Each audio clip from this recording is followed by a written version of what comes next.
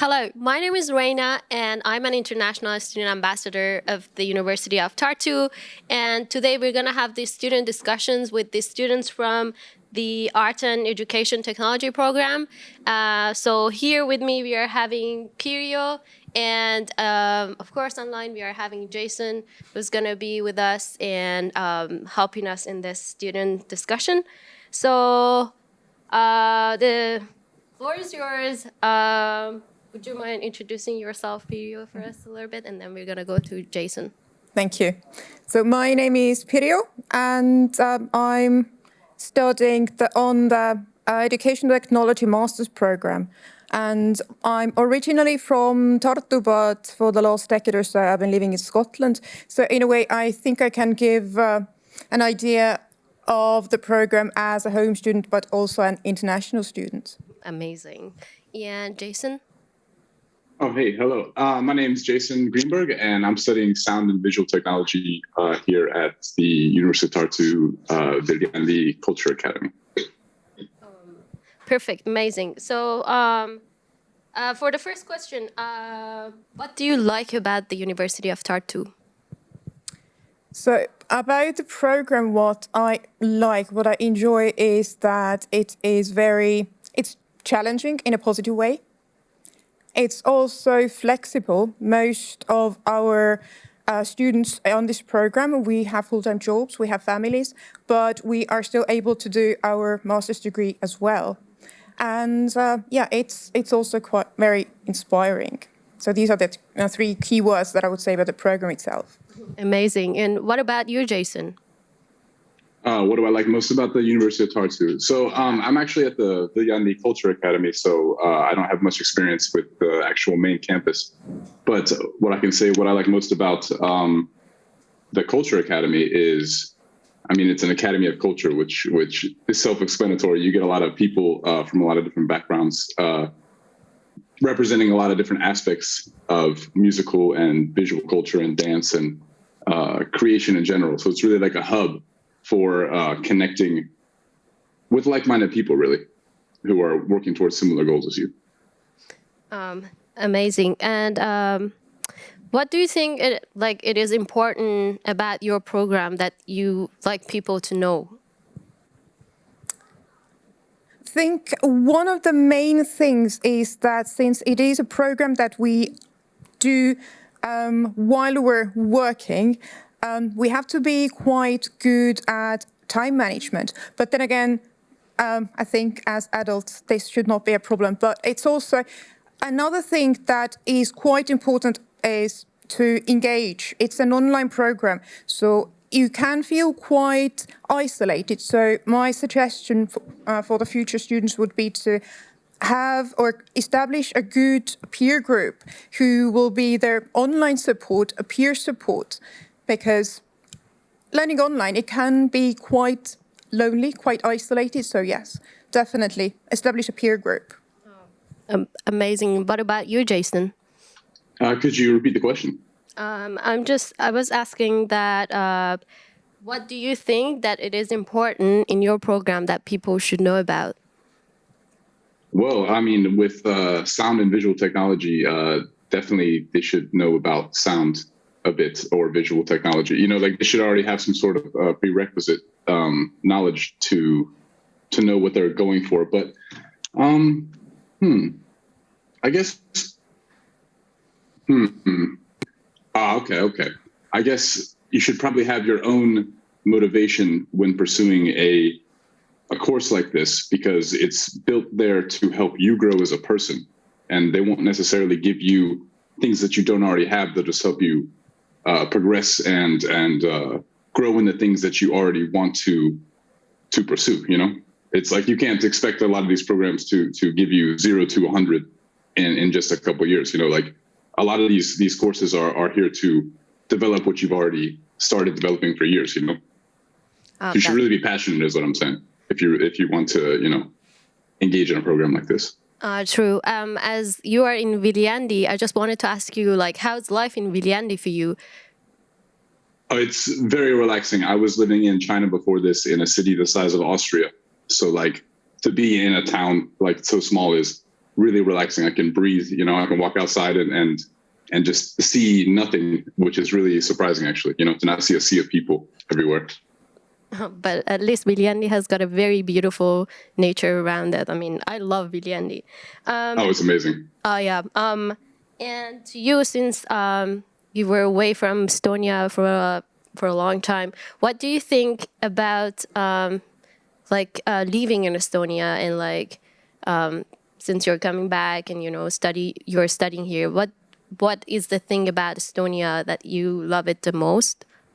So just to specify that I actually study online, so I'm not currently living in Estonia, but in Tartu, I think Tartu is a small, wonderful town that offers good leisure opportunities. It has a rich culture, and it's just an amazing, friendly place to be.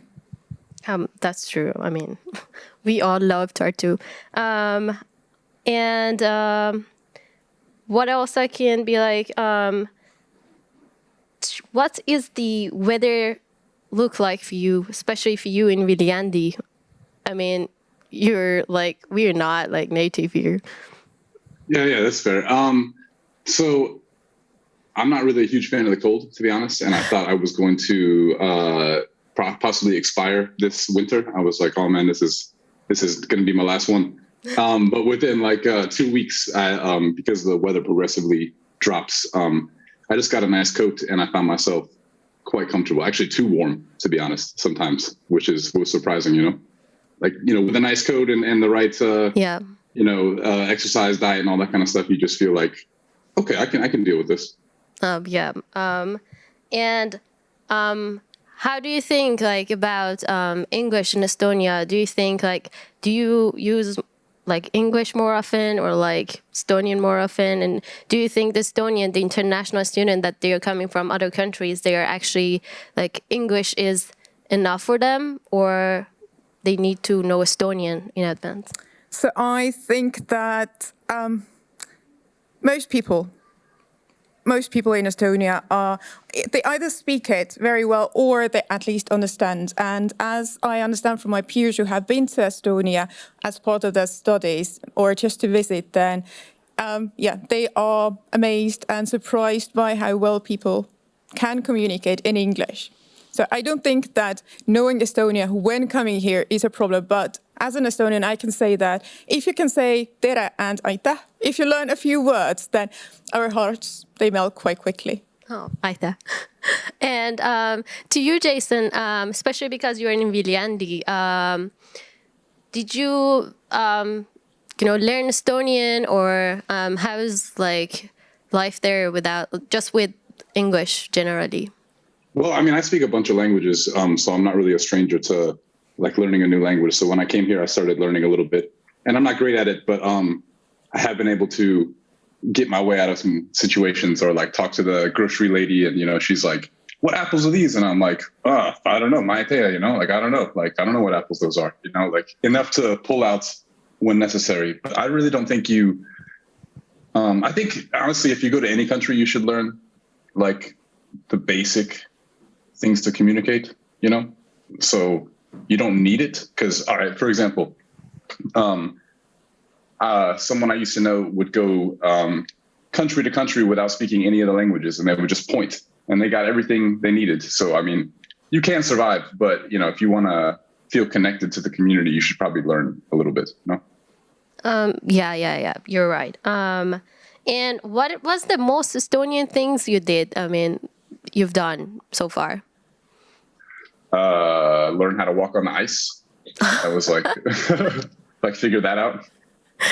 Yeah, I would second that, because I have been away from Estonia for 10, 11 years, and this is my first winter. And yes, walking on ice is one thing that I have had to learn the last 2 days, so it's been tough. Oh, but what else for you especially? What is the most Estonian things? I think the most Estonian thing at this time of the year is vastlakukkel, hernesupp. Today is vastlapäev. It's a Shrove Tuesday. So yeah, I think for today this would be the most Estonian thing to do: to have vastlakukkel, eat pea soup, and have a long sledge down the Toomemägi. So Down the hill onto the frozen lake. yeah, why not? That's actually one of the best experiences that anyone can have. Okay, so about your program, what are the opportunities that your program gonna, provide for you in future? So I think, as our program director said earlier, so this is a program for teachers who want to improve their understanding of how to incorporate technology into learning and teaching. And it's also for those who are maybe more well-versed in technology, but they want to improve their understanding of the educational side. And then there's the third path, which is the research path. There's educational research at University of Tartu, so this would be another opportunity for prospective students to follow. And what about you, Jason? What are the opportunities that your program gonna provide for you, especially in future? Okay. Well, almost immediately, there's lots of projects to get involved in whichever side of the spectrum you lean on. So if it's like visual technology or sound technology, there's plenty of practical projects that you can be a part of. But personally, coming back to studying, I was teaching English in China before, and coming back to studying and using this program to further my education in sound and visual technology has given me the opportunity time-wise to actually start working in the industry with sound technology. I've been getting a lot of jobs from studios in New York and different places because I've had the time and the, I guess the mindset. Like once I switched to, okay, it's music time now, the opportunities have just started pouring in. And a lot of the things that I was discussing in the courses, I was able to use in a professional context almost immediately, just like some of the ideas that were being discussed. I was like, oh yeah, I heard about this, I did that. And they were like, oh, you know about this? Oh, we'd love to have you come work for us. So I think really just exposure and being in the mind frame that you like to be is something that this really offers you. Like if you're a video person, then this allows you the opportunity to express that, to work on that and to focus on that for, the time that you like, Fabulous. And what are the opportunities, are there any opportunities for you to study abroad with this program? During the program, I would say that it's not about opportunities, but it's more about the time that we have. It's an intensive 10-month program. And as I said, we have families, we have jobs, so there is no time for anything extra. That was on point. And what about you, Jason? What about your program? About studying abroad, or are there any opportunities for you to study abroad with your program? Oh, definitely. There's, I'd say almost a dozen different partners we can go to, and we can, how do you say? There's a practical part of the curriculum where we can choose a sort of internship with a company or some, if we want to do video game sound, we could go work for a video game company and get credits for that. But yeah, I'm not sure actually. I mean, that's good. That's fine. And for you, since you're also you're Estonian, so what's the best tip for balancing life and school in Estonia, specifically in Tartu? What is the best? What is the best tip for balancing life and study in Tartu? Well, since I don't live in Tartu, I can't say what it would be the best thing here, but I would say that just being mindful of your goals and trying to find the balance between life, work, and studies. And just for the last final sentences for our discussions, I just wanted to know, is there any special things that you would like to tell the students that they want to apply for these programs, and just let us know what did you do for it and what do you recommend for the students that they are, they want to come to Estonia. So shall we go first with Jason? Yeah, sure. I'd say the biggest thing that I encounter when I talk to people like around the world about this, when they say, I wish I could study this there. I wish I could do that. They say, oh, how did you do this? How'd you move there? Da, da, da. And I think the biggest thing is like the fear or getting out of your comfort zone. A lot of people don't want to take the steps necessary to like leave all the things that they've known for so long. And I think the risk associated with that is kind of great, but I've actually had, knock on wood, but I've had zero problems just leaving and going to another country and living there for 3 or 4 years. And I think a lot of people could benefit from that experience. So if you're thinking about it, the only thing holding you back is yourself, That's like, the opportunities are there and the process has become so smooth in the past, 50 years for international border crossing and getting visas and doing everything like that. It's not really an obstacle. Like I had a friend that I grew up with in Virginia.